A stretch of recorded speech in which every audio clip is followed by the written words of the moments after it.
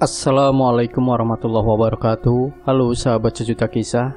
Kembali kami hadir menjumpai Anda. Seperti biasa kami akan menyuguhkan cerita-cerita misteri menarik. Kesempatan kali ini kami sudah menyiapkan sebuah kisah misteri yang berjudul Pesugihan Buto Ijo. Malam itu suasana di desa Kampung Karuhun sangatlah sepi. Maklum saja karena memang desa itu desa yang sangat terpencil, bahkan belum terjamah oleh pembangunan pemerintah. Seperti listrik, jalan menuju desa pun belum terkena aspal, masih tanah merah. Di sebuah rumah terdapat satu keluarga dengan dua orang anak. Anak bungsu keluarga tersebut sedang demam tinggi. "Kang, bagaimana ini? Rita sakit keras, sedangkan kita tidak punya uang untuk membawanya ke dokter," ucap Nunung sambil terisak. "Entahlah Nung, Akang pun bingung. Hasil panen merugi. Boro-boro untuk berobat si Rita. Untuk makan sehari-hari pun kita banyak berhutang ke warung," timpal Adit sambil mengacak rambutnya frustasi. "Coba Akang pinjam ke Kang Asep. Kan dia kakak Akang, dan keadaannya pun sangat jauh dengan kita. Dia orang paling kaya di desa ini," desak Nunung karena dia sangat mengkhawatirkan putrinya. "Baik, Akang akan coba," ucap Adit sambil melangkah keluar rumah menuju rumah Kang Asep kakaknya. Walaupun dalam hatinya tidak yakin akan mendapatkan pinjaman karena Kang Asep sangat pelit, padahal dia kaya. Sambil berjalan Adit melamun memikirkan kehidupannya yang jauh dari kata cukup. Rumah bekas peninggalan orang tuanya pun sudah sangat reot. Kalaupun hujan, bocor di mana-mana. Untuk menghidupi keluarganya, Adit setiap hari bertani. Tapi tahun ini panennya pun gagal. Banyak hama di kebunnya. Untuk makan pun keluarga Adit harus berhutang ke warung tetangga. Bahkan seringkali keluarganya puasa karena tidak ada makanan. Tak terasa berjalan sambil melamun, Adit sudah sampai ke rumah Kang Asep. "Tok tok tok. Punten Kang," ucap Adit sambil mengetuk pintu. Terdengar derap langkah kaki dari dalam rumah. Tak berselang lama pintu rumah pun dibuka. Terlihat sosok pria gendut dengan kumis yang tebal. Itulah Kang Asep. "Ada apa, Dit? Malam-malam begini ganggu orang tidur saja," ucap Kang Asep menatap Adit dengan sinis. Jangankan mempersilahkan adiknya masuk, tersenyum pun tidak. Adit merasa canggung untuk mengutarakan maksudnya, apalagi melihat perangai kakaknya. Tapi mengingat anaknya sedang terbaring, terpaksa ia harus memberanikan diri. "Maaf Kang, kalau saya mengganggu. Tapi Rita sekarang sedang sakit keras. Saya bahkan tak punya uang untuk membawanya ke dokter. Saya kesini mau pinjam uang untuk berobat Kang," ucap Adit memelas. "Tidak ada. Akang pun tak bisa meminjamkan kamu uang. Orang miskin seperti kamu mana mungkin bisa membayar hutang. Sekarang pergilah. Akang tak sudi punya adik yang hanya merepotkan saja," ucap Asep mendelik sambil berkacak pinggang. Adit yang mendapat perlakuan seperti itu pun pergi sambil berkaca-kaca. Ada rasa nyeri yang menjalar ke ulu hatinya. Ia sudah menduga akan seperti ini, tetapi tetap saja sakit hati. "Awas saja, aku akan membungkam mulut kamu Kang dengan kekayaan," umpat Adit sambil mengepalkan tangannya. Sorot matanya penuh dendam dan amarah. Adit melangkah menuju rumahnya dengan ditemani kemarahan. Sesampainya di rumah, Adit langsung masuk karena pintu belum dikunci. "Bagaimana Kang? Apa Kang Asep mau memberikan pinjaman?" Nunung langsung bertanya begitu melihat Adit masuk ke rumah. Adit menghela napas panjang. "Boro-boro memberikan pinjaman. Hanya cacian yang akan dapat Nung," ucap Adit sambil berkaca-kaca. Teringat lagi ucapan kakaknya yang menyakitkan. Nunung hanya mampu terisak mendengar penuturan suaminya.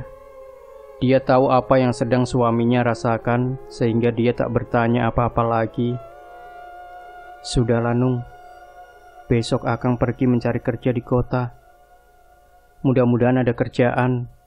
Apapun itu akan Akang kerjakan. biar dapat uang untuk Rita berobat. Ucap Adit mencoba menenangkan hati Nunung. Nunung hanya mengangguk mencoba percaya bahwa suaminya bisa mendapatkan uang untuk kesembuhan sang anak. Keesokan harinya, Adit berpamitan pada Nunung untuk pergi ke kota. "Nung, Akang berangkat dulu. Doakan Akang semoga cepat dapat kerjaan. Titip anak-anak dan jaga dirimu baik-baik ya," ucap Adit sambil mengusap pucuk kepala sang istri. "Iya Kang, Nunung akan doakan Akang yang Iya Kang, Nunung akan doakan Akang yang terbaik," ucap Nunung sambil mencium punggung tangan suaminya dengan takzim. Adit perlahan melangkah pergi meninggalkan rumahnya. Cuaca hari itu sangat cerah, tapi tidak dengan Adit yang sedang bersusah hati. Sampai di suatu persimpangan, Adit tidak mengambil jalan ke kiri yang akan membawanya ke kota, tetapi Adit malah belok kanan yang menuju hutan larangan. Entah apa yang merasuki pikiran Adit hingga membawanya ke hutan larangan yang terkenal keangkerannya. Banyak orang yang melakukan pesugihan di sana. Yang ada di pikiran Adit yaitu harus menemui Mbah Jaya yang menjadi kuncen untuk pesugihan. Dia sudah menyerah dengan keadaannya sekarang. Adit hanya ingin kaya secepatnya. Rumah Mbah Jaya yaitu di tengah-tengah hutan tersebut. Memang Mbah Jaya suka dengan kesunyian karena dia merasa tenang saat bersemedi. Sampailah Adit di tengah hutan, dia mencari letak rumah Mbah Jaya. Walaupun dia pernah mendengar tentang laki-laki tua itu, tapi baru kali inilah dia sampai memberanikan diri untuk menemuinya. Dari kejauhan Adit melihat sebuah gubuk panggung dengan beratapkan daun kelapa. Adit segera menuju gubuk tersebut. Tok tok tok. Adit mengetuk daun pintu gubuk tersebut. "Masuk," terdengar suara berat dari dalam gubuk. Adit membuka pintu dengan perasaan berdebar. Dia duduk setelah dipersilahkan oleh tuan rumah. Di hadapannya ada laki-laki tua dengan sorot mata tajam, dengan jambang yang sudah memutih. Dialah Mbah Jaya. "Saya tahu kedatanganmu, wahai anak muda. Apa kamu siap dengan ritual untuk mendapatkan kekayaan?" ucap Mbah Jaya tanpa berbasa-basi. Sepertinya dia sudah tahu maksud kedatangan Adit. Adit terperanjat karena tanpa bertanya Mbah Jaya tahu maksudnya. "Siap, Mbah," ucap Adit sambil bergetar karena gugup. "Baiklah, pertama kamu harus meminum darah ayam cemani, lalu memanggang ikan di antara ikan yang ada di ember itu, dan harus bersemedi selama semalam. Jangan membuka mata apapun yang terjadi, sampai Mbah yang menyuruhnya. Dan kamu harus tahu, setelah nanti kamu kaya, maka kamu harus memberikan tumbal manusia setiap tahunnya," ucap Mbah Jaya menjelaskan. Adit mengiyakan karena tekadnya sudah bulat ingin kaya tanpa memikirkan imbasnya. Adit memulai ritual yang pertama, meminum darah ayam cemani yang sudah disediakan Mbah Jaya. Dia merasakan mual yang luar biasa, tapi ditahannya, karena kalau sampai muntah, maka ritualnya gagal. Adit bisa melewati ritual pertamanya. Sekarang ritual yang kedua, yaitu memanggang ikan. Ia melangkah mendekati ember dan memilih ikan tersebut. Adit memilih ikan yang paling kecil, karena di pikirannya biar tak lama menghabiskannya. Perlahan Adit mulai meletakkan ikan kecil itu untuk dibersihkan. Ketika Adit mulai membersihkan sisik ikan, terdengar suara Rita menjerit dan mengatakan, "Bapak, tolong hentikan. Sakit." Adit terlonjak kaget, tapi ketika Adit berhenti, suara Rita pun ikut berhenti. Adit pun melanjutkan pekerjaannya dan berpikiran mungkin hanya halusinasinya saja. Ketika Adit membelah perut ikan itu, sekali lagi Adit mendengar suara Rita menjerit lebih keras dan berkata, "Bapak, sakit. Bapak jahat." Lalu perlahan-lahan terdengar seperti napas yang sedang sekarat, lalu hilang. Kali ini Adit bahkan tidak menggubris suara itu, dan melanjutkan memanggang dan memakan ikannya sampai habis. Tiba-tiba Mbah Jaya sudah ada di depan Adit sambil tersenyum menyaksikan Adit yang sudah memakan ikannya sampai tak bersisa. Benar-benar kamu anak muda, sudah haus akan harta. Tapi bagaimanapun, kamu sudah berhasil di ritual kedua. Sekarang sudah waktunya kamu menuju goa di belakang rumah ini dan bersemedi semalaman, ucap Mbah Jaya sambil memandang tajam. Langit malam itu sedikit berkabut. Suara hewan hutan terdengar menyeramkan. Pohon-pohon tinggi berjajar seperti raksasa menakutkan, tapi tidak menyurutkan niat Adit untuk melanjutkan ritualnya. Adit berjalan di belakang Mbah Jaya yang sedang berkomat-kamit merapalkan mantranya. Tidak berselang lama, mereka telah sampai di depan goa. Lalu Mbah Jaya mengajak Adit masuk. Ketika Adit masuk, terlihat lorong panjang dan gelap. Adit memaksakan kakinya mengikuti Mbah Jaya. Mbah Jaya menyuruh berhenti ketika sampai di tanah yang agak tinggi, dan di depan mereka terdapat nampan yang penuh dengan sesajen. Ada dupa, kemenyan, kembang 7 rupa, darah ayam cemani, dan telur ayam kampung. Wahai anak muda, duduklah di depan sesajen itu, dan pejamkan matamu, bersemedilah, minta apa yang kamu inginkan. Hadapi semua yang akan mengganggumu. Jangan sampai membuka mata sampai aku yang membangunkanmu.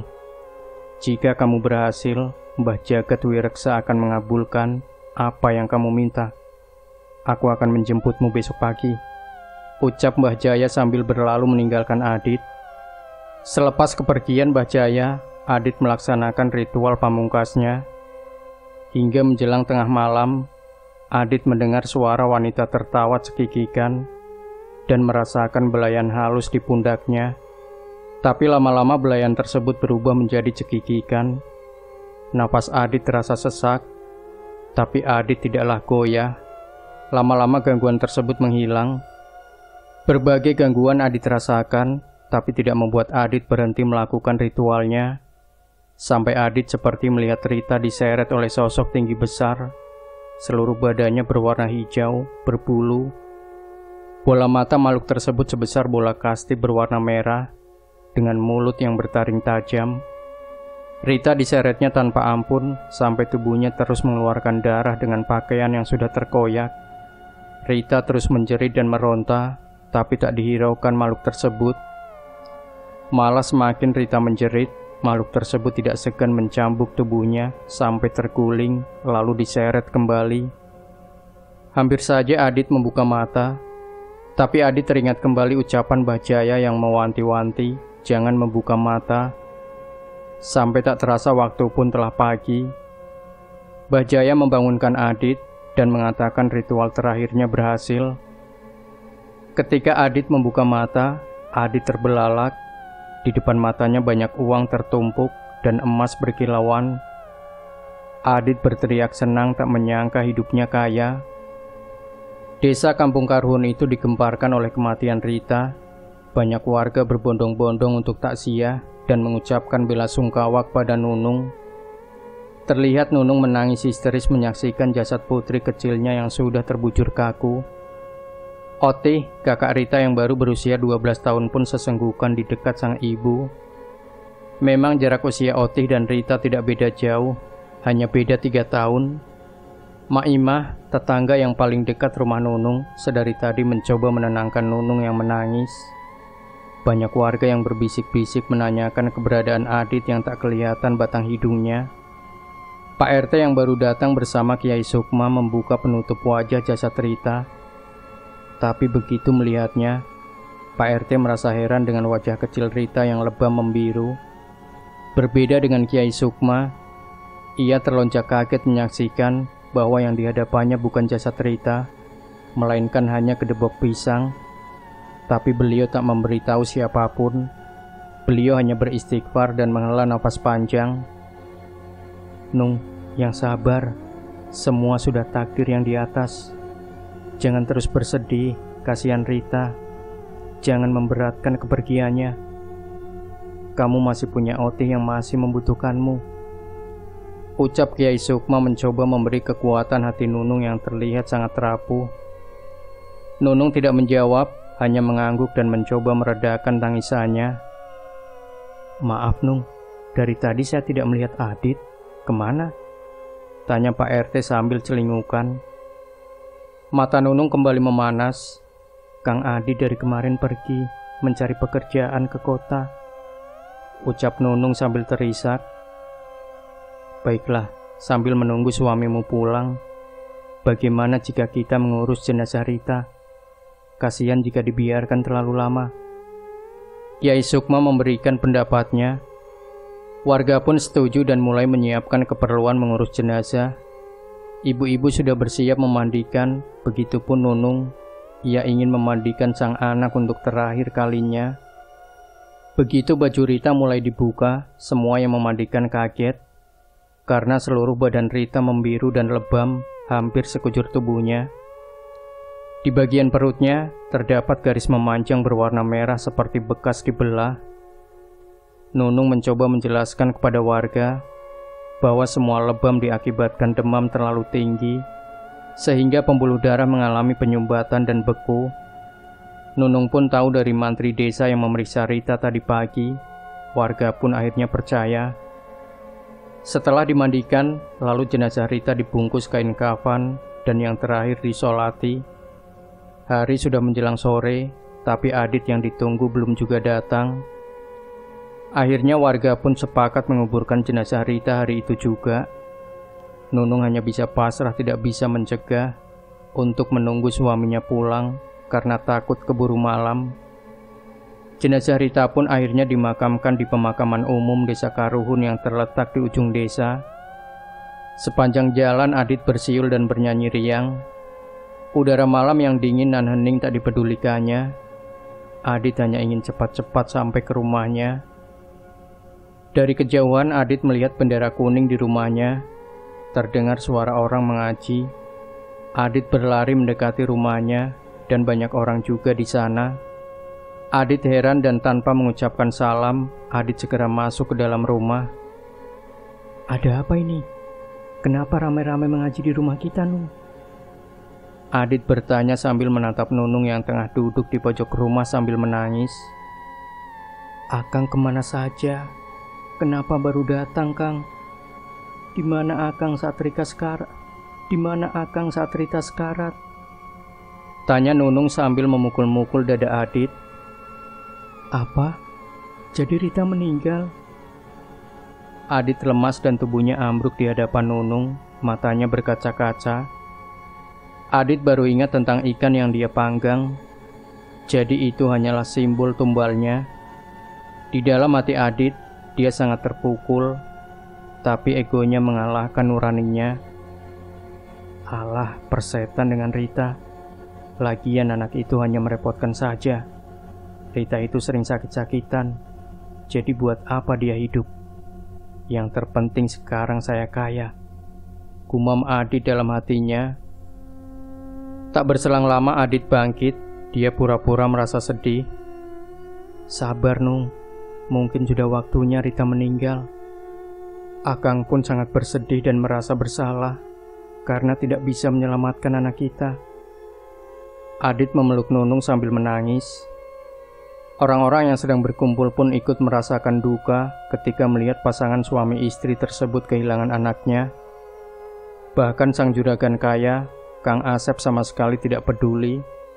Jangankan memberikan ucapan bela sungkawa, datang pun tidak, padahal yang meninggal adalah keponakannya. Hari-hari keluarga Adit dilewatinya hanya bertiga. Pada suatu senja, Adit mengajak Nunung bersama Oti bercengkrama, karena sekarang Nunung sudah terlihat tegar. "Nung, waktu Akang pergi ke kota, Akang bertemu dengan saudagar kaya yang sedang dirampok. Akang berhasil melawan perampok itu, dan Akang diberi hadiah ini," ucap Adit sambil memperlihatkan tumpukan uang dan emas di dalam tas ranselnya. Nunung dan Otih melongo melihat uang dan emas yang begitu banyak, dan baru kali ini juga mereka melihatnya. Akang berniat membuat rumah yang bagus dan membuka toko sembako untuk memenuhi kebutuhan kita ke depannya. Adit melanjutkan bicaranya. Nunung dan Otih yang polos percaya saja atas ucapan Adit, tanpa merasa curiga sedikit pun. Mulai hari itu, Adit menjadi orang terkaya di kampungnya. Bahkan Asep kakaknya berada jauh di bawahnya. Toko sembako Adit sangat ramai pembeli. Bahkan baru saja Adit meresmikan toko cabang yang kelima. Kehidupan Adit yang bergelimang harta secara tiba-tiba menimbulkan kecurigaan banyak warga. Tapi warga tidak bisa berbuat apa-apa. Selain tidak adanya bukti apapun, Adit selalu memberikan bantuan kepada warga yang membutuhkan. Padahal kedermawanan Adit hanyalah sandiwara untuk menutupi pesugihannya. Setelah Adit kaya, keluarga Asep pun berubah sikapnya. Mereka selalu memuji keberhasilan Adit dan membanggakan Adit sebagai adiknya. Sore itu Asep mengunjungi Adit dengan tujuan ingin meminjam uang untuk usahanya yang sedang menurun. "Permisi, Dit," ucap Asep sambil mengetuk pintu rumah sang adik. Adit yang tengah bersantai di ruang keluarga pun melangkah membukakan pintu. Kang Asep, ada apa Kang kesini?" ucap Adit ketus sambil menatap tajam kakaknya. Adit teringat saat dia dulu meminjam uang, dan dendam itu masih tersimpan di hatinya. "Maaf Dit, Akang kesini mau pinjam uang untuk modal usaha. Kan sekarang kamu sudah kaya. Masa tidak kasihan pada kakakmu ini yang sedang mengalami kesulitan?" Asep memelas, berharap Adit yang dulu dikenalnya orang baik, walaupun miskin itu, mau memberikan pinjaman uang. Adit tersenyum sinis. "Bukannya Akang malu punya adik seperti saya?" Asep kaget tak menyangka adiknya masih ingat apa yang dikatakannya dulu. "Maafkan Akang yang dulu, Dit. Akang bersalah." Asep mengatakannya seolah menyesal. "Baiklah Kang, perlu uang berapa?" ucap Adit yang sudah merasa muak melihat sandiwara kakaknya. "Hanya 10 juta, ucap Asep sambil tersenyum dan berpikir ternyata Adit masih sebodoh dulu. Hanya berpura-pura baik, Adit menjadi kasihan padanya.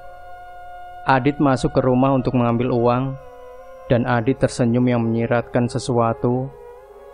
"Pembalasan akan segera dimulai, Kang," gumam Adit dalam hatinya. "Ini Kang, uangnya." Adit memberikan amplop coklat kepada Asep. "Terima kasih Dit, Akang janji akan segera mengembalikannya," ucap Asep. Setelah Asep pulang, Adit segera menutup pintu sembari terus mengumbar senyum anehnya. Sudah 1 tahun Adit menjadi orang kaya. Besok adalah malam Jumat Kliwon. Dia harus menyerahkan tumbalnya kepada Mbah Jagat Wireksa. Hari itu Kiki, anak sematawayang Asep, bermain ke rumah Adit. Adit kegirangan melihat mangsanya menghampiri sendiri tanpa repot-repot mencarinya. Kiki bermain bersama Oti, anak yang berusia 6 tahun itu tampak asik memainkan mobil-mobilan. "Kiki, kesini nak." Adit memanggil Kiki. "Ada apa Paman?" ucap Kiki menghampiri Adit. "Ini buat jajan kamu Ki." Adit menyerahkan uang 10.000 kepada Kiki. "Terima kasih Paman," ucap Kiki kegirangan sambil pergi jajan. Adit melihat Kiki memakan jajanan dari uang yang diberikannya tersenyum miring. Sebentar lagi Kiki akan menjadi tumbalnya, karena uang yang diberikannya telah diberi mantra penyerahan tumbal. Adit mewanti-wanti Oti untuk tidak meminta jajanan Kiki.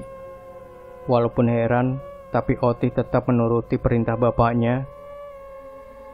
Malam itu terasa sangat mencekam. Adit telah memasuki kamar khususnya yang tidak boleh dimasuki siapapun, termasuk Nunung dan Oti. Adit berkomat-kamit merapalkan mantranya sambil membakar dupa. Di hadapannya terdapat nampan berisi sesajen. Nunung tampak gelisah di kamarnya. Nunung merasa akan terjadi sesuatu malam ini. Nunung merasa heran akan kelakuan suaminya, karena setiap malam Jumat, Adit selalu tidur di kamar khususnya. Nunung tidak tahu isi kamar tersebut, namun dia tidak berani untuk memasukinya, karena Adit selalu marah besar ketika Nunung mencoba mendekat kamar tersebut. Di dalam kamar khusus, Adit memanggil Mbah Jagat Wireksa. tiba-tiba muncul asap tebal yang lama-kelamaan menjadi sosok raksasa berwarna hijau yang sering dipanggil Buto Ijo. Aku akan menjemput tumbalku. Terima kasih abdiku, kau memberikan makanan lezat malam ini. Suara Buto Ijo terdengar menggelegar memekakkan telinga Adit. Setelah itu, Buto Ijo pun menghilang menyisakan bau gosong yang menyengat. Udara malam itu di rumah Asep terasa panas. Ida, istri Asep, sudah menyalakan kipas angin, tetap saja gerah. Bahkan Kiki, anak mereka, sampai membuka baju karena tak kuat menahan panas. Keringat membasahi tubuh kecilnya. Angin berembus sangat kencang menerpa pintu rumah Asep. Tiba-tiba muncul sosok Buto Ijo yang hanya dapat dilihat oleh Kiki. Kiki pun mengerti dan berlari memeluk sang ibu. Sontak membuat Asep dan Ida merasa heran dengan kelakuan sang anak. Ada apa, Ki? Ida bertanya sambil memeluk Kiki. Belum sempat Kiki menjawab, tangan besar Buto Ijo itu sudah mencekik lehernya. Kiki melotot dengan lidah menjulur menahan sakit. Tubuhnya kejang mencoba berteriak, tetapi semakin Kiki mencoba menjerit, tangan Buto Ijo semakin mengeratkan cekikannya. Ida pun menangis melihat keadaan putranya. Asep mencoba memberikan pertolongan kepada Kiki, tapi hasilnya nihil. Kiki menggelepar kelojotan dengan tubuh penuh lebam. Buto Ijo itu tak mau berlama-lama. Setelah mencekik Kiki, lalu Buto Ijo itu merogoh dada Kiki dan mengambil organ tubuh anak tersebut seperti ginjal, hati, usus, bahkan yang terakhir jantungnya, lalu dimakannya dengan rakus. Darah Kiki pun tak luput disedotnya sampai habis, sehingga Kiki sangat pucat kehabisan darah. Setelah itu tubuh Kiki ditelannya bulat-bulat. Memang Buto Ijo itu menyukai tumbal anak-anak di bawah 10 tahun untuk disantapnya. Sedangkan tumbal di atas 10 tahun dijadikannya jembatan, pilar, dan dinding di istananya. Ida dan Asep sangat panik melihat tubuh Kiki yang sangat pucat. Asep berdiri untuk memanggil mantri desa, tapi semuanya telah terlambat. Tiba-tiba badan Kiki terhempas ke lantai, sudah tak bernyawa. Mata Kiki melotot dengan lidah yang menjulur. Seluruh tubuhnya lebam, dan di bagian perutnya ada garis merah memanjang. Keadaannya sama seperti kematian Rita dulu. Ida menjerit histeris, Asep pun terkulai lemas. Jiwanya tergoncang melihat kematian Kiki kecilnya yang tragis. Banyak tetangga berdatangan mendengar cerita Ida, dan mereka pun sangat syok melihat Kiki sudah terbujur kaku. Di kamar khusus, Adit tengah tertawa melihat nampan yang berisi sesajen berubah menjadi tumpukan uang dan emas. Dia sangat gembira karena telah berhasil memberikan tumbal dan mendapat kekayaan yang sangat banyak. Pagi hari, desa Kampung Karuhun kembali digegerkan dengan kematian Kiki yang mendadak.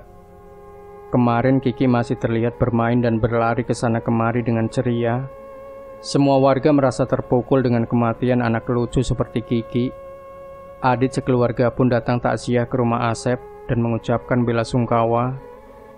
Adit seolah-olah merasa terpukul dengan kematian keponakannya itu. Dia memeluk Asep kakaknya dengan menguatkan hati Asep untuk mengikhlaskan sang anak. Padahal di hatinya, Adit sedang gembira menyaksikan kehancuran Asep. Ini baru permulaan, Kang, gumam Adit dalam hatinya. Berbeda dengan Ida, ia merasa Aditlah yang membuat Kiki meninggal. Ida berkali-kali menatap sinis ke arah Adit. Mungkin firasat seorang ibu sangatlah peka. Nunung menggenggam tangan Ida memberikan kekuatan, karena Nunung sudah pernah merasakan kehilangan anak, dan rasanya begitu menyakitkan. Kehidupan Adit terus meningkat, karena toko sembakonya berkembang pesat, berkat bantuan si Buto Ijo. Tapi itu semua tidak menjadikan Adit merasa puas. Ambisinya selalu mengatakan itu belum cukup. Nunung hanya diperbolehkan Adit menggunakan uang seperlunya. Bahkan Nunung dan Otih tak pernah belanja barang yang mewah. Makan pun seadanya saja, karena Adit takut jika hartanya habis dan kembali hidup miskin. Adit sangat pelit kepada keluarganya. Berbeda jika ada warga yang membutuhkan, Adit selalu nyumbang dengan nominal besar. Itu semua dilakukan untuk menutupi kecurigaan warga. Nunung merasa aneh setelah Kaya Adit menjadi pelit. Adit pun tak pernah sholat, bahkan jika Nunung dan Otih ketahuan sholat, maka Adit akan marah besar. Mukena Nunung dan Otih habis karena dibakar Adit. Nunung merasa tak mengenal sosok Adit yang sekarang. Usaha Asep setiap bulannya selalu menurun, bahkan nyaris bangkrut. Surat tanah dan surat rumah sudah digadekannya ke bank untuk suntikan modal. Namun tetap saja usahanya tidak ada kemajuan. Sebenarnya itu semua ulah Adit, tentu saja dengan bantuan si Buto Ijo. Dendam Adit telah membutakan mata hatinya, sehingga Adit hanya ingin melihat kehidupan kakaknya hancur berantakan. Asep yang sudah putus asa meminta Ida untuk meminjam uang lagi kepada Adit untuk modal. Awalnya dia menolak mentah-mentah permintaan suaminya itu, karena dia masih curiga kepada Adit atas kematian Kiki, walaupun Ida belum mempunyai bukti apapun atas tuduhannya itu. Tetapi Asep terus saja memohon. Akhirnya Ida mengiyakan dengan terpaksa. "Assalamualaikum," ucap Ida sambil mengetuk pintu. "Waalaikumsalam." Nunung membukakan pintu. Teh Ida, mari masuk," ajak Nunung sambil mempersilahkan tamunya duduk. Tak berselang lama Adit pun menghampiri mereka yang baru saja duduk. "Tumben Teh, main kesini, ada apa?" tanya Adit sedikit ketus. "Teteh kesini diminta kakakmu untuk pinjam uang. Usaha kami saat ini benar-benar diambang kebangkrutan," ucap Ida tanpa basa-basi mengutarakan maksudnya. Ida malas berlama-lama, apalagi melihat kesombongan Adit. "Duh, Teh, bagaimana sih? Dulu saja yang 10 juta nggak dibayar. Ini udah mau pinjam lagi." Adit melotot sambil berkacak pinggang. Ida hanya mampu menunduk, tak bisa bicara apa-apa lagi. Nunung pun yang melihat perangai suaminya itu hanya menggeleng kepala dan mengelus dadanya. Tiba-tiba terlintas di benak Adit sebuah cara untuk membuat kakaknya lebih menderita dan tentunya menguntungkan dirinya. Adit tersenyum culas. "Baiklah Teh, begini saja. Saya akan memberikan uang ini untuk membantu ekonomi kalian. Memanglah tidak banyak, tapi setidaknya bisa membuat kalian tetap makan. Kalau meminjamkan, saya tidak bisa," ucap Adit setengah mengejek sembari memberikan uang gambar Bung Karno sekitar 10 lembar. Tidak ada pilihan lain, Ida pun tetap menerima uang itu walaupun merasa terhina. Memang saat ini keluarganya sedang butuh uang. Setelah menerima uang tersebut, Ida pun permisi pulang. Malam itu adalah malam Jumat. Ida dan Asep sedang berbincang di ruang keluarga. Hari itu tepat 1 tahun kepergian Kiki, dan ekonomi mereka terasa sangat sulit akhir-akhir ini. "Kang, kenapa ya? Setelah Kiki tiada, ekonomi kita pun seakan terasa sulit. Usaha kita pun menurun." Ida berkaca-kaca mengingat Kiki dan kesulitan mereka. "Akang pun bingung. Setiap hari selalu ada saja orang yang menagih hutang. Kian hari hutang kita pun kian menumpuk. Apalagi hutang ke rentenir yang selalu saja berbunga tiap harinya," ucap Asep menghela nafas panjang. Tiba-tiba Ida dan Asep melihat bayangan hitam di hadapannya. Lama-kelamaan bayangan hitam itu terlihat jelas menjadi sosok raksasa yang mengerikan. Ida menjerit, sementara Asep melongo tak bisa mengeluarkan suara apapun. "Aku sudah memakan anak kalian. Sekarang aku akan menjemput istrimu untuk kujadikan budaku." Suara raksasa itu menggelegar, membuat ciut semua yang mendengarnya. "Tolong jangan. Siapa kamu?" tanya Ida sambil gemetar. "Kamu telah memakan uangku, dan sekarang kamu harus membayarnya dengan nyawamu," ucap Buto Ijo sambil menyeringai ke arah Ida memperlihatkan taringnya yang sangat tajam. Ida semakin takut dan merapatkan tubuhnya ke tembok. Sementara Asep sudah terkulai pasrah sambil matanya terus melihat ke arah Buto itu. Buto Ijo merangkul pundak Ida dan beberapa kali dilemparkannya ke tembok. Setelah puas, Buto itu mencengkram leher Ida dan mencekiknya. Terlihat darah segar mengalir dari bibir Ida, dan Buto Ijo segera menjilat darah itu sampai habis. Lalu Ida dihempaskannya ke lantai dan diseretnya. Ida berusaha meminta tolong kepada Asep, tapi jangankan menolong, Asep pun tak bisa bergerak saking takutnya. Akhirnya Buto Ijo perlahan menghilang sembari terus menyeret Ida. Perlahan Asep membuka mata. Asep bernafas lega dan berpikir yang terjadi tadi adalah sebuah mimpi buruk saja. Asep mulai bangkit dan kakinya terasa menyenggol sesuatu. Asep melihat ke bawah dan terkejut ketika melihat tubuh istrinya terbujur kaku. Asep menjerit karena syok. Ternyata kejadian tadi adalah nyata, dan tadi dia pingsan bukan tertidur. Asep tak kuasa menahan tangis, apalagi melihat kondisi jasad istrinya yang mengenaskan. Seluruh badannya lebam dan membiru. Bibirnya sangat pucat, dan terlihat robekan yang lumayan besar. Lehernya pun patah dengan posisi leher terkulai. Asep terus saja menjerit sampai warga pun berdatangan. Semua warga kembali terkejut melihat kondisi Ida yang telah meninggal. Warga mulai geram dan saling bertanya siapa dalang di balik semua itu. Bahkan warga bertanya kepada Asep penyebab kematian Ida. Tak mendapat jawaban apapun karena Asep terus saja menjerit dan menangis. Kejadian itu memicu kecurigaan warga, karena sudah 3 orang dalam kurun waktu 3 tahun yang meninggal dengan cara tak wajar. Kehidupan Adit terus saja melonjak, toko sembakonya sudah tersebar di mana-mana. Bahkan di kota pun Adit sudah mempunyai beberapa cabang. Adit sekarang sudah tersenyum puas karena telah membalas dendam kepada Asep. Asep sudah diusir dari rumahnya karena tidak bisa melunasi hutangnya, dan kini entah di mana keberadaannya. Terakhir Adit mendengar kabar bahwa kakaknya berkeliaran di jalan menjadi orang gila. Sungguh kabar yang sangat menggembirakan bagi Adit. Tapi di dalam hatinya, Adit sedang dilanda kebingungan. Siapa lagi orang yang akan ditumbalkannya untuk tahun depan yang tinggal beberapa bulan lagi?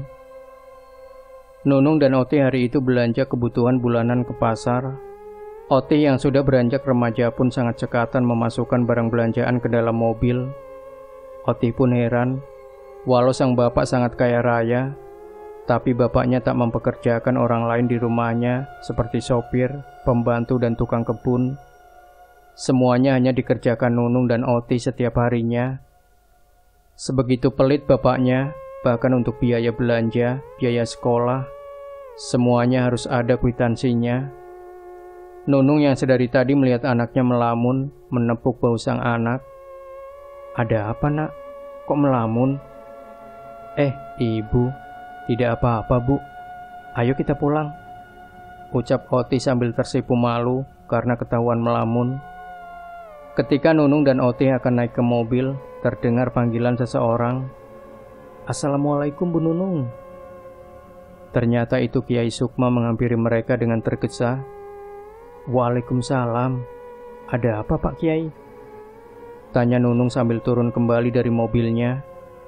Oti hanya diam memperhatikan obrolan Kiai Sukma dengan ibunya.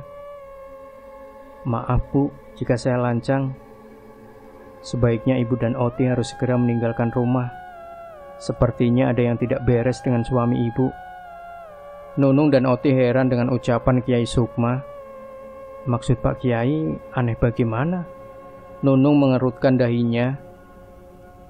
"Maaf Bu, saat Rita anak Ibu meninggal, yang saya lihat bukan Rita, tetapi hanya kedebok pisang. Begitupun dengan jasad Kiki dan Bu Ida. Sepertinya ini ada kaitannya dengan kemajuan Pak Adit. Kalian berdua harus berhati-hati. Bukan saya suudon, tapi waspada itu harus," ucap Kiai Sukma tanpa berbasa-basi lagi. Karena yang dia pikirkan saat ini adalah keselamatan Nunung dan Oti. Ucapan Kiai Sukma sontak saja membuat Nunung marah, tidak terima suaminya dituduh melakukan pesugihan. "Jaga bicaranya Pak Kiai. Asal Pak Kiai tahu, Harta yang didapatkan Kang Adit adalah hadiah dari saudagar yang ditolongnya.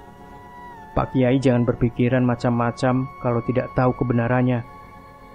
Saya tidak akan percaya ucapan Pak Kiai sampai kapanpun. Saya tegaskan, jangan campuri urusan rumah tangga orang lain. Ngurus keluarga sendiri pun Pak Kiai belum tentu becus. Ucap Nunung gusar sambil berlalu naik ke dalam mobil. Terlihat Nunung sangat marah dan membanting pintu mobilnya dengan keras. Mobil Nunung pun perlahan maju meninggalkan Kiai Sukma yang hanya menggelengkan kepala sambil menarik nafas panjang. Ternyata niat baiknya tidak bisa diterima Nunung. Mobil Nunung telah memasuki pelataran rumahnya. Terlihat Adit sedang bersantai di teras rumah sambil meminum secangkir kopi. Adit terasa heran karena Nunung turun dengan memasang wajah jengkel. "Kamu kenapa, Nung? Pulang dari pasar kok mukanya merah begitu?" tanya Adit. Nunung tak menjawab pertanyaan suaminya. Dia bingung harus menjawab apa, takut suaminya tersinggung. Nunung masuk ke rumah tanpa bicara sepatah kata pun. "Kenapa dengan ibumu?" kini Adit bertanya kepada anaknya. "Itu, Pak. Tadi waktu di pasar, kita disuruh berhati-hati oleh Kiai Sukma karena katanya Bapak melakukan pesugihan." Otih menjawabnya dengan jujur. Adit terperanjat kaget, ternyata Kiai Sukma sudah tahu kelakuannya. "Sialan, awas saja kalau sampai si Sukma ikut campur urusan saya," geram Adit dalam hatinya. Sedari sore Adit sudah menyiapkan keperluan untuk nanti malam. Malam ini adalah malam Jumat, di mana Adit akan bersemedi di dalam kamar khususnya. Tepat pukul 12 malam, Adit memasuki kamar khususnya. Sebuah nampan dengan berbagai sesajen sudah tersedia. Bau kemenyan sudah menguar kemana-mana. Mulut Adit berkomat-kamit merapalkan mantranya. Asap tebal tiba-tiba memenuhi kamarnya dan menjelma menjadi sosok buto ijo. Adit duduk bersimpuh dan menyembah makhluk tersebut. "Sembahmu aku terima, abdiku." ucap buto ijo sambil tertawa keras. "Terima kasih, Gusti," ucap Adit sambil kembali duduk bersila. "Ingatlah, minggu depan kamu harus menyiapkan kembali tumbalmu. Minggu depan bersamaan dengan bulan purnama penuh, aku ingin tumbal dari keluargamu, yaitu putrimu." Suara Mbah Jagat Wireksa menggema ke segala penjuru rumah. Adit tercengang mendengar penuturan buto ijo itu. Bagaimanapun Adit sangat menyayangi Oti. "Maaf, Mbah, apakah tidak bisa diganti dengan orang lain?" tanya Adit memelas. Nurani seorang ayah seakan tidak rela harus kembali kehilangan anaknya. "Jangan membantah kau, Adit. Aku menginginkan putrimu untuk menambah kesaktianku. Putrimu masih gadis, akan menjadikanku semakin sakti apabila menjadi tumbal pada saat bulan purnama." Buto ijo itu kelihatan geram dengan penolakan halus Adit. Adit hanya mampu menunduk. Dia kelihatan sangat takut melihat kemarahan sang buto ijo. "Tapi kau tenang saja. Aku akan memberikan harta 2 kali lipat dari tumbal lainnya jika kau menjadikan putrimu tumbalku kali ini." Buto ijo memberikan tawaran sambil menatap tajam ke arah Adit. Adit berbinar mendengar tawaran itu. Hatinya sangat senang. Hatinya sangat senang akan mendapat harta yang berlimpah. Adit seakan tak peduli akan nyawa Oti. Baginya harta di atas segalanya. Adit kemudian menyanggupi permintaan buto ijo itu sambil membayangkan hartanya akan semakin menggunung. Sikap Adit mulai hari itu sangat berubah. Adit memanjakan Oti. Segala keinginan Oti selalu dipenuhinya. Tidak perhitungan seperti biasanya. Tentu saja karena Adit sudah tahu nyawa Oti tidak akan lama lagi. Tidak apalah bila menghabiskan sedikit uang untuk 1 minggu ke depan, karena nanti akan mendapatkan harta lebih, pikir Adit. Otih dan Nunung merasa heran akan perubahan sikap Adit, tapi tak berani bertanya, lagian itu perubahan yang baik. Setiap hari Otih pergi belanja ke mall yang selama ini tak pernah dilakukannya. lalu pergi ke salon untuk perawatan. Otih berubah menjadi gadis cantik. Tanpa disadarinya, ada bahaya besar yang sedang mengintainya. Pagi hari udara di desa Kampung Karuhun sangat sejuk. Otih sedang berjalan menyusuri jalan desa untuk jalan-jalan pagi. Otih kembali berpapasan dengan Kiai Sukma yang baru pulang dari masjid. "Assalamualaikum, Nak Otih," sapa Kiai Sukma sambil tersenyum. "Ada apa lagi, Pak Kiai?" tanya Otih ketus tanpa menjawab salam Kiai Sukma. "Maaf, Nak, sebaiknya segera pergi dari rumahmu. Ada bahaya yang sedang mengancam," ucap Kiai Sukma memperingatkan Otih, karena di dalam penglihatannya ada sosok tinggi besar selalu mengikuti Otih. "Aduh, Pak Kiai ini tak bosan apa mengusik kehidupan keluarga saya? Iri itu tak baik untuk kesehatan. Kelihatannya saja alim, padahal hatinya penuh iri dengki." Otih melengos pergi tanpa menoleh Kiai Sukma. "Ya Allah, maafkan hamba telah gagal memperingatkannya. Semoga Engkau selalu melindunginya," ucap Kiai Sukma sambil menatap punggung Otih yang diikuti makhluk besar. Hari-hari Otih terasa menyenangkan dengan segala fasilitas yang Adit belikan, tetapi itu hanya dirasakan oleh Otih. Kepada Nunung, sikap Adit masih saja perhitungan. Malam itu udaranya sangat panas. Nunung merasa tidak enak hati sejak tadi sore. Entah apa yang akan terjadi. Adit sudah pergi ke kamar khususnya. Nunung perlahan masuk ke kamar Otih. Terlihat Otih pun sibuk dengan kipas di tangannya, padahal AC terlihat sudah menyala. Entah kenapa Nunung menatapi Otih sangat lekat, seperti akan berpisah lama. Tangan Nunung membelai pucuk kepala sang anak dengan penuh kasih sayang. Otih hanya tersenyum melihat ibunya memperlakukannya beranak kecil. Setelah memastikan Otih baik-baik saja, Nunung kembali ke kamarnya. Ada hawa aneh menyusup relung hati Nunung. Dia merasa sedih, tapi tidak tahu apa penyebabnya. Di luar rumah, bulan purnama penuh sangat indah dan terang benderang. Samar-samar terlihat bayangan hitam masuk ke dalam kamar Otih. Otih sedang duduk di atas kasurnya, merasakan badannya akhir-akhir ini terasa berat dan pegal. Tiba-tiba muncullah raksasa besar berwarna kehijauan, menatap tajam ke arahnya.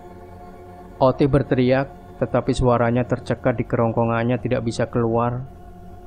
"Hai gadis cantik, aku akan membawamu ke istanaku malam ini," ucap Buto Ijo sambil mendekati Otih. Otih beringsut mundur dari kasurnya sampai dia tidak bisa bergerak lagi karena mentok mengenai ujung ranjang. "Asal kamu tahu, bapakmu telah menukarmu dengan harta yang banyak. Memang benar apa yang dikatakan si Sukma itu. Bapakmu telah melakukan perjanjian denganku." Buto Ijo tertawa menggelegar. Otih yang mendengar ucapan Buto Ijo itu menangis. Dia menyesal telah mengabaikan peringatan Kiai Sukma. Namun semuanya sudah terlambat. Sekarang nyawanya sudah di ujung tanduk. Buto Ijo semakin mendekat. Dia merasakan tubuh gadis di hadapannya masih suci. Hasrat birahi Buto Ijo itu memuncak, apalagi saat bulan purnama seperti malam itu. Semua pakaian Otih dicabiknya menggunakan kukunya yang tajam.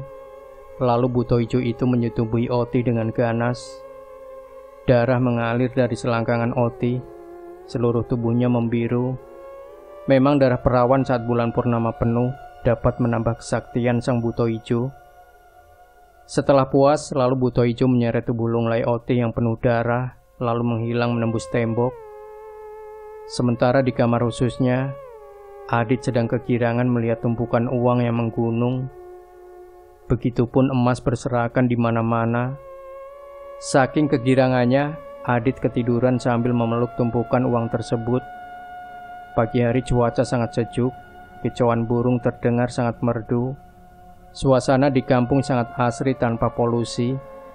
Nunung beranjak dari kamarnya berniat membangunkan putrinya, tetapi tak ada sautan apapun.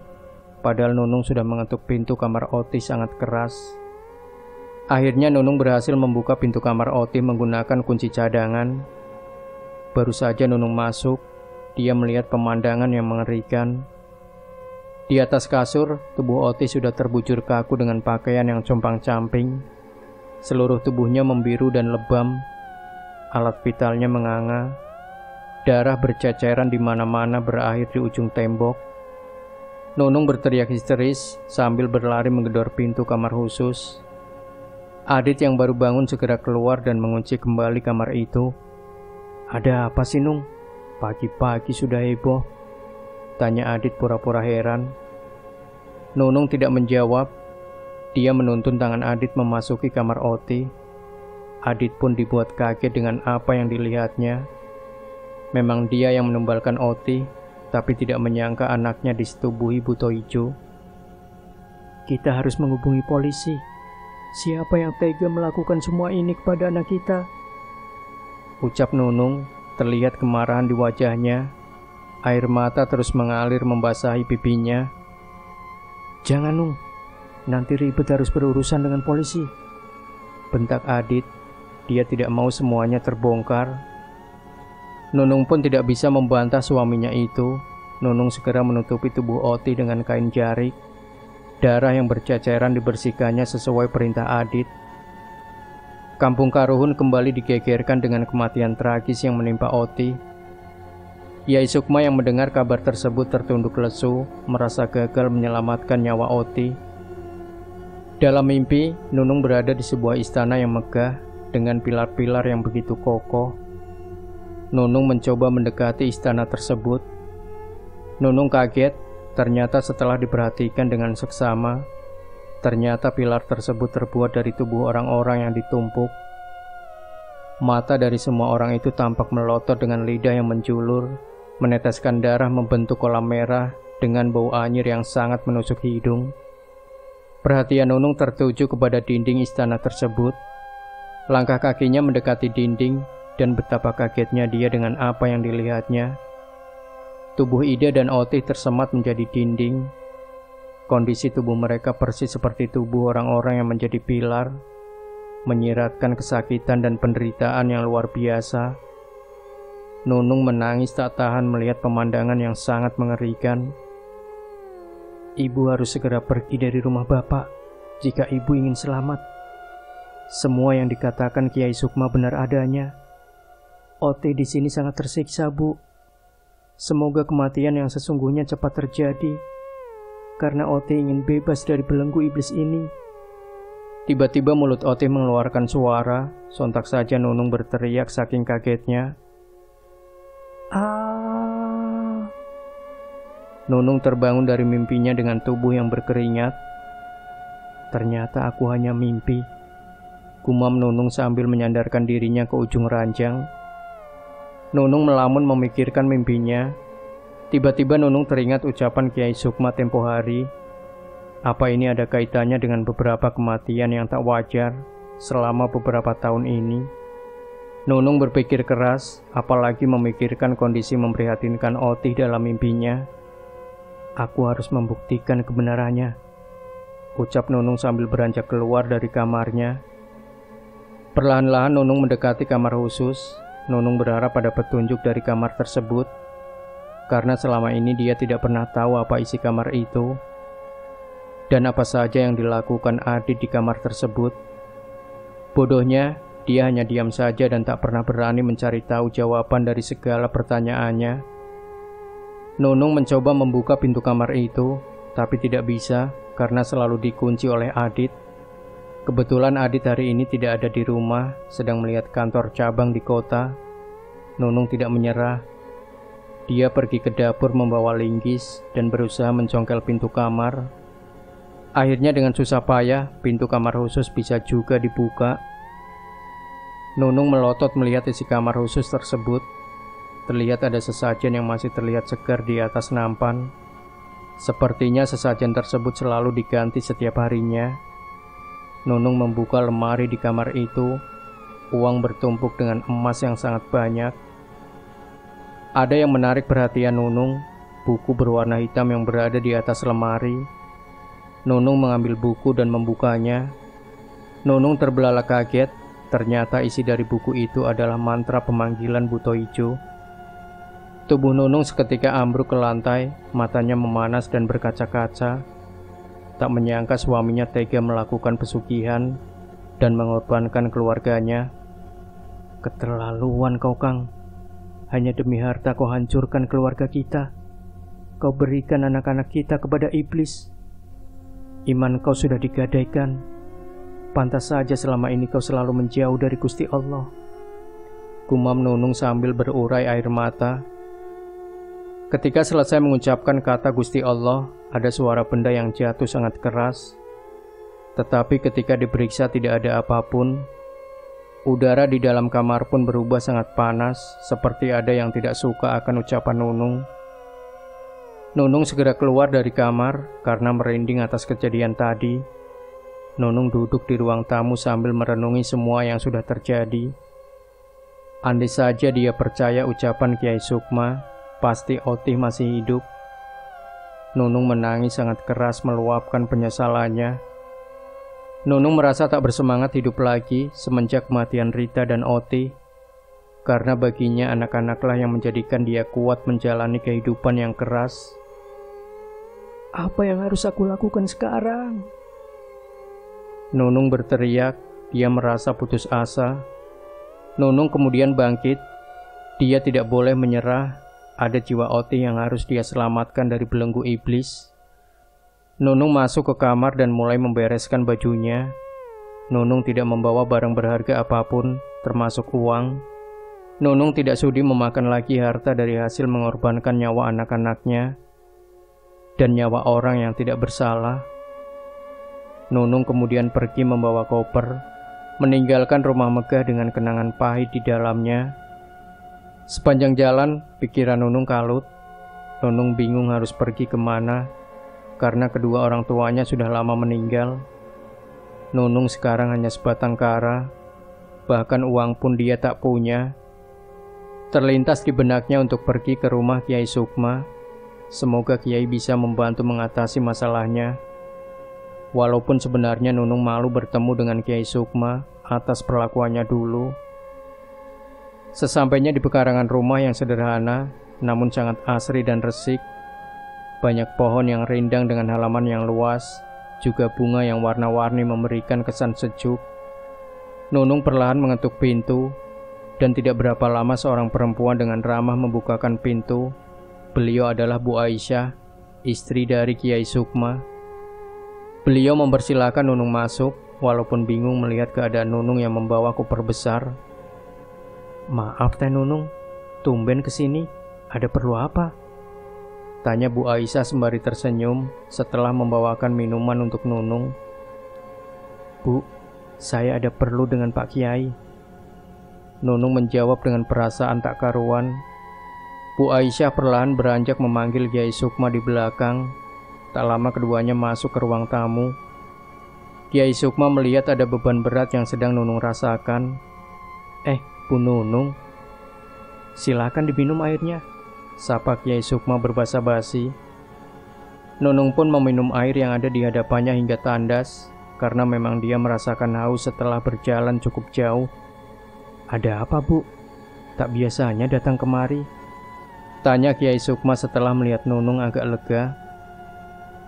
Lalu Nunung menceritakan semuanya dimulai dari mimpi dan semua yang diketahuinya di kamar khusus itu.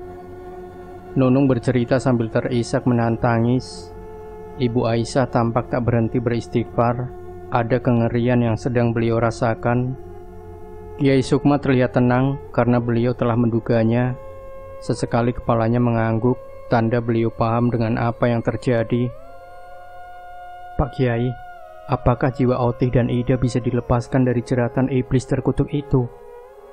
Tanya Nunung dengan geram, karena ibu mana yang tega melihat anaknya tersiksa.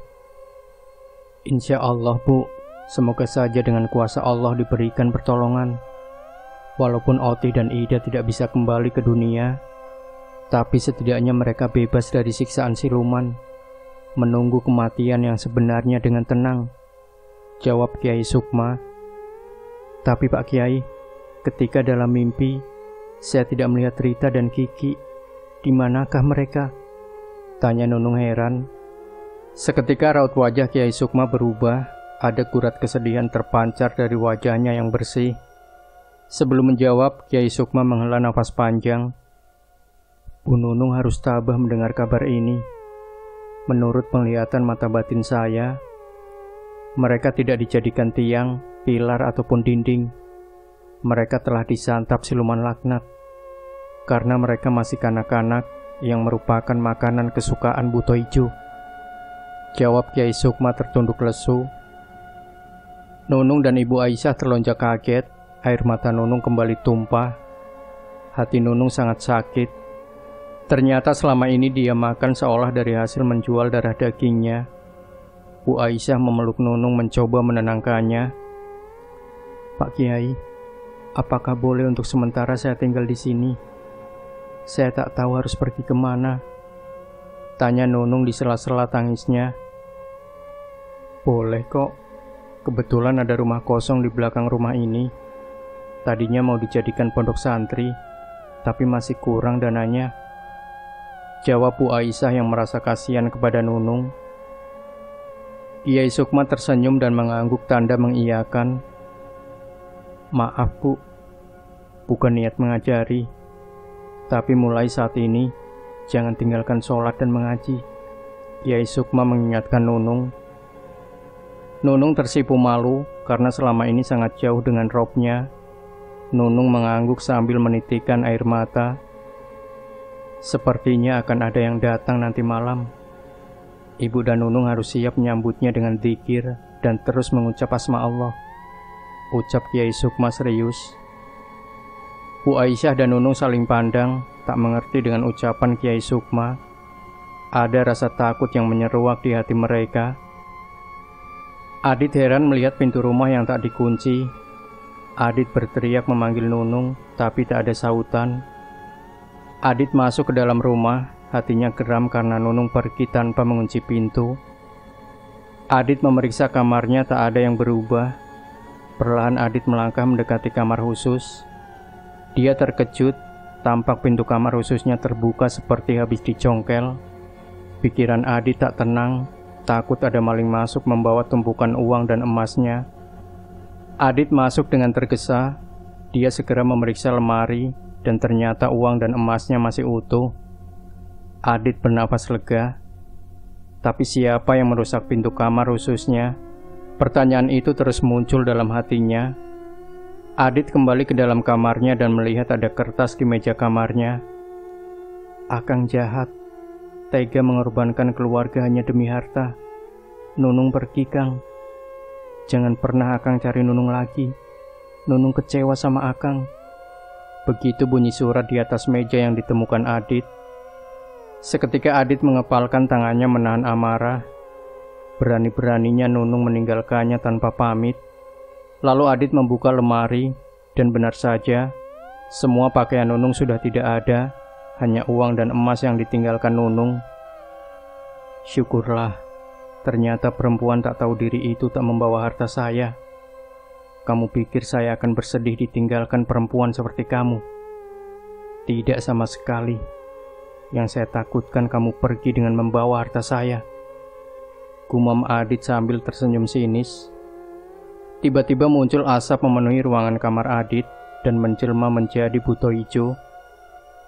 Adit terkejut dengan kedatangan sesembahannya secara mendadak. Adit segera bersujud di depan makhluk mengerikan itu. Bangun abdiku, kamu harus tahu istrimu sudah berkhianat kepadamu. Dia sekarang mencoba untuk melawanmu. Ucap Buto Ijo menggeram. Ampun beribu ampun Gusti. Tapi apa yang bisa dilakukan istri saya? Nunung hanya perempuan kampung yang bodoh. Ucap Adit meremehkan Nunung. Kamu salah. Istrimu meminta bantuan si Sukma untuk membebaskan jiwa anakmu itu. Sebaiknya aku membawa si Nunung untuk tumbalku sebelum dia berbuat macam-macam. Apakah kamu tidak keberatan?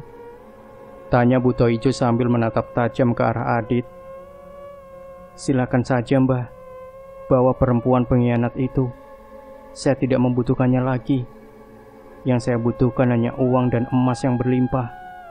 ucap Adi tegas. Aku sangat suka mempunyai abdi sepertimu. Manusia serakah. Ucap buto ijo menggelegar. Perlahan buto itu menghilang menyisakan bau gosong yang menyengat. Suasana di rumah Kiai Sukma terasa mencekam tak seperti biasanya. Udara pun terasa sangat panas, padahal sudah menjelang tengah malam. Di ruang tengah, Kiai Sukma, Bu Aisyah dan Nunung tak berhenti berzikir mengucapkan asma Allah. Perasaan Nunung sudah tak enak sejak tadi, tapi dia mencoba untuk tenang. Sekelebat bayangan tinggi besar memasuki rumah Kiai Sukma. Walaupun beberapa kali terpental, tapi tak membuat makhluk itu menyerah. Akhirnya setelah sekian lama, makhluk itu berhasil masuk menerobos pintu. Buto Ijo menatap nyalang ke arah Nunung. Nunung dan Bu Aisyah kaget melihat makhluk mengerikan di hadapannya. Tubuh mereka bergetar menahan rasa takut yang luar biasa. Hanya Kiai Sukma yang terlihat tenang, tak berhenti berzikir dengan menggenggam tasbih di tangannya. Buto Ijo tak melewatkan kelengahan Nunung yang sedang dilanda ketakutan. Perlahan Buto itu mendekati Nunung. Tangan besarnya berhasil meraih leher Nunung dan mencekiknya. Nunung yang setengah sadar melotot merasakan kesakitan. Bu Nunung, bacakan ayat Al-Quran yang ibu bisa. Jangan kalah dengan iblis, Bu, ucap Kiai Sukma mengingatkan Nunung. Nunung yang hampir kehabisan nafas mencoba membaca ayat kursi dan surat-surat pendek yang dia bisa. Tapi Buto Ijo itu termasuk siluman dengan kesaktian tinggi yang tak mudah menyerah. Dia terus mencekik leher Nunung, walaupun tangannya sudah panas dan hampir terbakar. Kiai Sukma yang melihat kejadian itu tak tinggal diam. Beliau segera mengibaskan tasbihnya ke tangan Buto Ijo, menghasilkan pancaran sinar yang menyilaukan. Cekikannya terlepas dan terlihat tangan Buto Ijo melepuh. Amarah Buto Ijo memuncak. Sukma, kita bertarung di alamku. Jika kamu berhasil mengalahkanku, si Nunung bisa terbebas. Bahkan aku akan membebaskan jiwa Otih dan Ida yang terperangkap di istanaku. Tapi jika kamu kalah, kalian bertiga akan menjadi budakku, tantang Buto Ijo sambil menghilang. Kiai Sukma menghela nafas panjang, sementara Bu Aisyah dan Nunung masih terlihat syok dengan kejadian yang mengerikan. Leher Nunung terlihat memerah dengan bekas tangan. Memang Nunung merasakan lehernya susah digerakkan saking sakitnya. Kemudian Kiai Sukma menunaikan sholat 2 rakaat untuk meminta pertolongan Allah. Setelah selesai, kemudian Kiai Sukma berbicara serius kepada istrinya dan Nunung. Saya akan pergi ke alam siluman. Kalian bantu saya dengan doa dan jangan berhenti berzikir. Saya menerima tantangan Buto Ijo, hanya semata berniat membantu sesama hamba Allah. Semoga Allah senantiasa memberikan perlindungannya untuk kita semua, ucap Kiai Sukma. Kiai Sukma duduk bersila sambil memejamkan matanya. Bu Aisyah dan Nunung berzikir di samping raga Kiai Sukma yang sedang melanglang ke alam lain menyusul Buto Ijo. Kiai Sukma berada di hutan belantara dengan pohon-pohon besar menjulang tinggi. Hutan itu adalah hutan larangan yang banyak dihuni para dedemit. Kiai Sukma mengawasi sekitar, mencari sosok Buto Ijo. Tiba-tiba satu tendangan keras mendarat di punggungnya, mengakibatkan sang kiai kehilangan keseimbangan. Hampir saja beliau terjatuh. Untung tangannya sigap meraih pohon besar yang berada di dekatnya. Hanya segitu kemampuanmu, Sukma. Kau bukanlah lawanku. Sebaiknya kau menyerah sebelum kau mati di tanganku. Tiba-tiba Buto Ijo berdiri di hadapan Kiai Sukma. Hidup dan matiku berada di tangan Allah Tuhanku. Sebaiknya kamu segera bertobat. Bukankah Allah menciptakan manusia dan jin hanya untuk beribadah kepadanya? Jawab Kiai Sukma dengan tenang.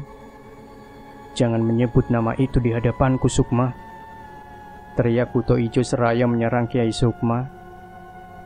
Perkelahian sengit pun tak terelakkan. Amarah Buto Ijo semakin meluap karena banyak serangan yang bisa ditangkis Kiai Sukma. Sedangkan tubuh Buto Ijo sering terkena serangan balik sang kiai.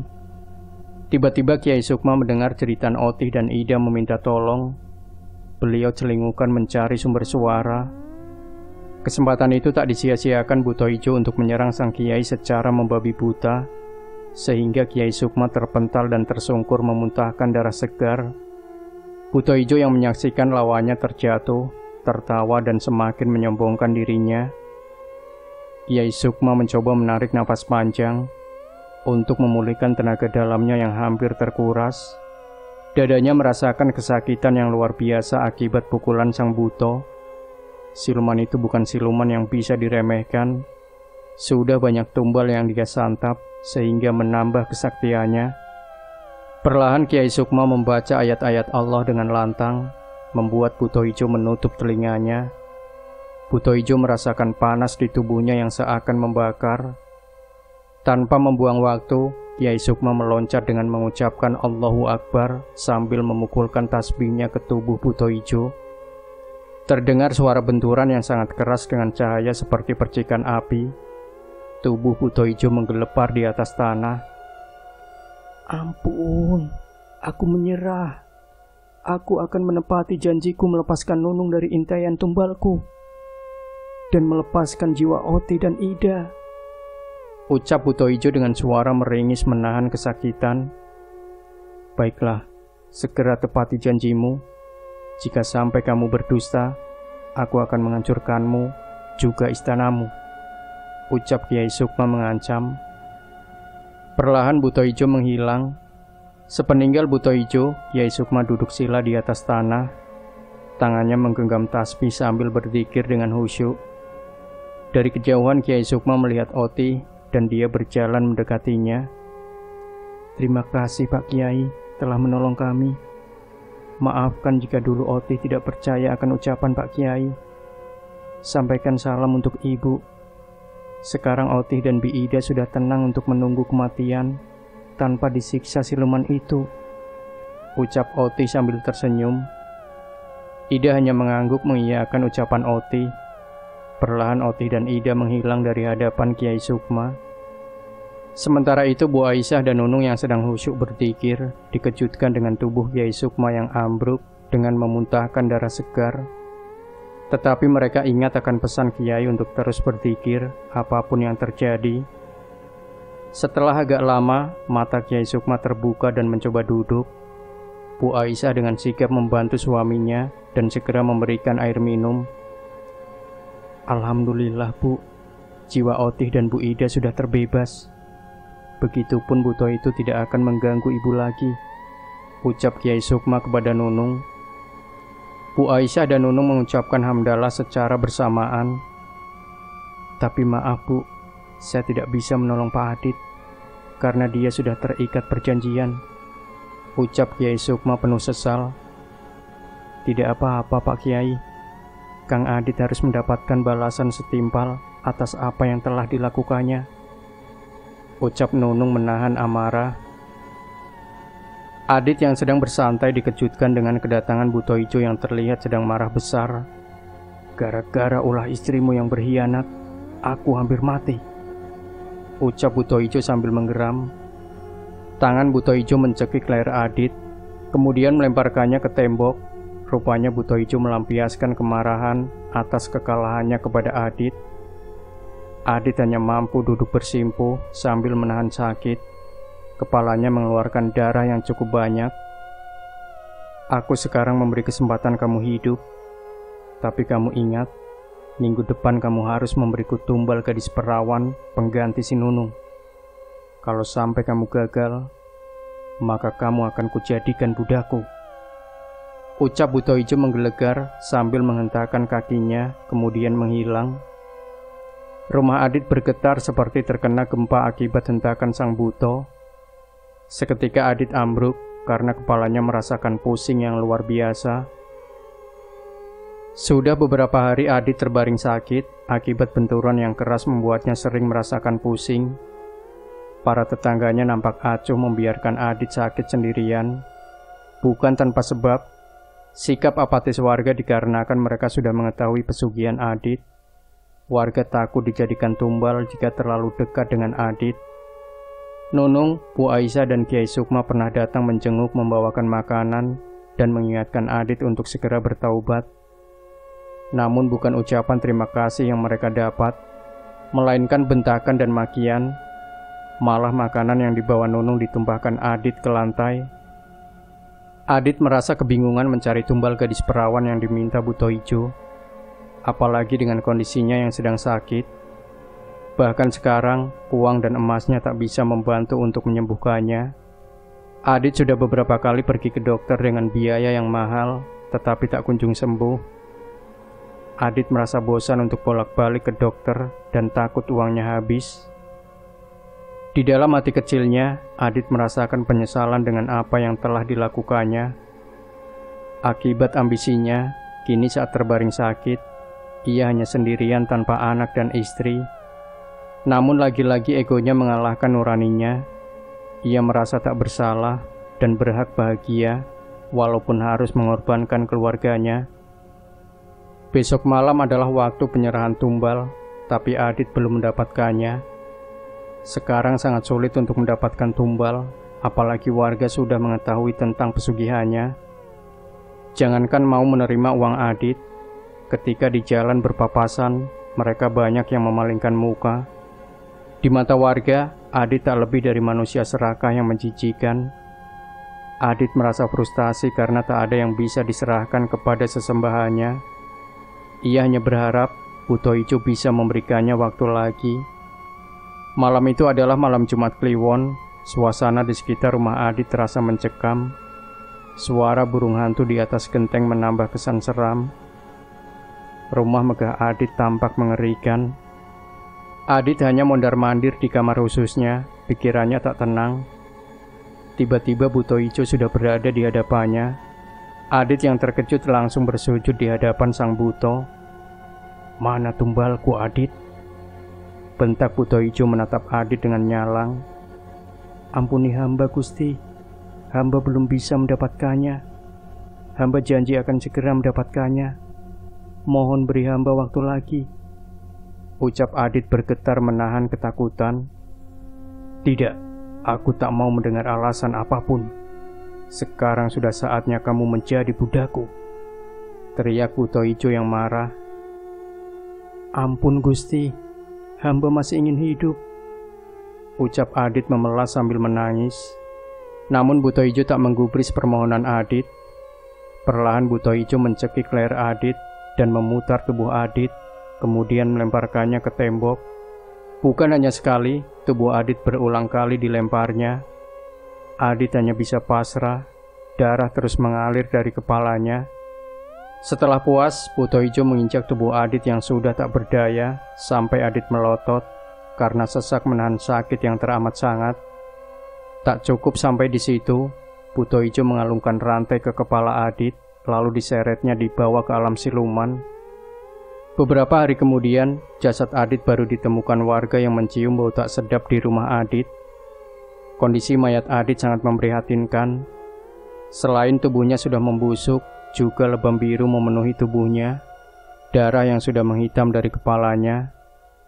Di dadanya terdapat lubang menganga yang terus mengeluarkan darah dengan bau yang menyengat.